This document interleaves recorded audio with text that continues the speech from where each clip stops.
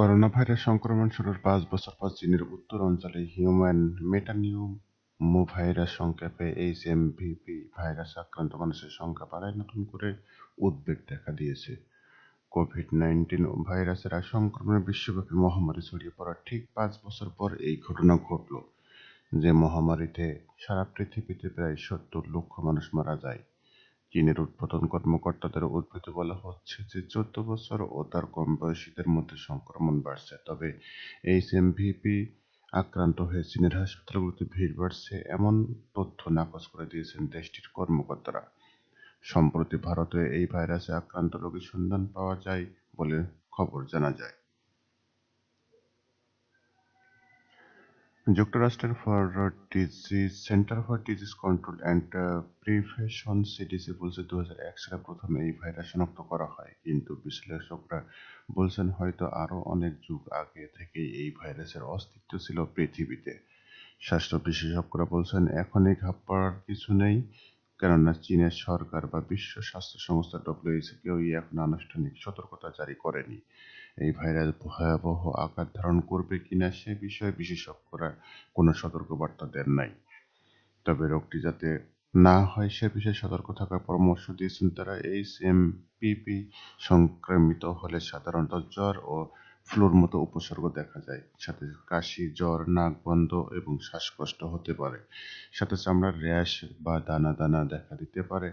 তবে কারো কারোর জন্য এই ভাইরাস আক্রান্ত হলে সবথেকে উপসর্গ মারাত্মক হতে পারে। এই ভাইরাসে আক্রান্ত হলে যেকোনো বয়সী মানুষের ব্রঙ্কাইটিস বা নিউমোনিয়ার মতো অসুখ হতে পারে, কিন্তু এখনো পর্যন্ত এটি শিশু, বয়স্ক মানুষ এবং যাদের ইমিউনি সিস্টেম দুর্বল তাদের মধ্যে বেশি দেখা দিয়েছে। আক্রান্ত হওয়ার পর লক্ষণ প্রকাশ পেতে পারে ৩ থেকে ৬ দিন সময় লাগে, কিন্তু আক্রান্ত হলে ঠিক কতদিন ভুগবেন একজন মানুষ তা নির্ভর করে সংক্রমণের তীব্রতা ও আক্রান্ত ব্যক্তির শারীরিক সক্ষমতার উপর। করোনা ভাইরাস সংক্রমণ শুরুর ৫ বছর পর চীনের উত্তর অঞ্চলে হিউম্যান মেটানিউমোভাইরাস সংক্ষেপে এইচএমভিপি ভাইরাসে আক্রান্ত মানুষের সংখ্যা বাড়ায় নতুন করে উদ্বেগ দেখা দিয়েছে। কোভিড-১৯ ভাইরাসের সংক্রমণে বিশ্বব্যাপী মহামারী ছড়িয়ে পড়ার ঠিক ৫ বছর পর এই ঘটনা ঘটল, যে মহামারীতে সারা পৃথিবীতে প্রায় ৭০ লক্ষ মানুষ মারা যায়। চীনের উদ্বোধন কর্মকর্তাদের উদ্ধৃতি বলা হচ্ছে যে ১৪ বছর ও তার কম বয়সীদের মধ্যে সংক্রমণ বাড়ছে, তবে এইচএমভিপি আক্রান্ত হয়ে চীনের হাসপাতালগুলোতে ভিড় বাড়ছে এমন তথ্য নাকচ করে দিয়েছেন দেশটির কর্মকর্তারা।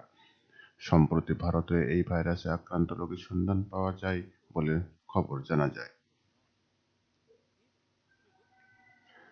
যুক্তরাষ্ট্রের centre for disease control and prevention CDC বলছে ২০০১ সালে প্রথমে এই ভাইরাস শনাক্ত করা হয়, কিন্তু বিশ্লেষকরা বলছেন হয়তো আরও অনেক যুগ আগে থেকেই এই ভাইরাসের অস্তিত্ব ছিল পৃথিবীতে।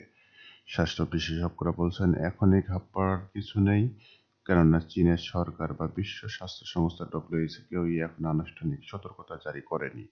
এই ভাইরাস ভয়াবহ আকার ধারণ করবে কিনা সে বিষয়ে বিশেষজ্ঞরা কোনো সতর্কবার্তা দেন নাই।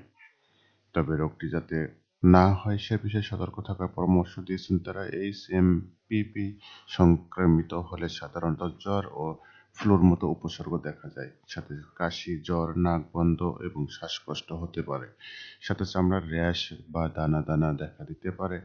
তবে কারো কারোর জন্য এই ভাইরাস আক্রান্ত হলে সবথেকে উপসর্গ মারাত্মক হতে পারে।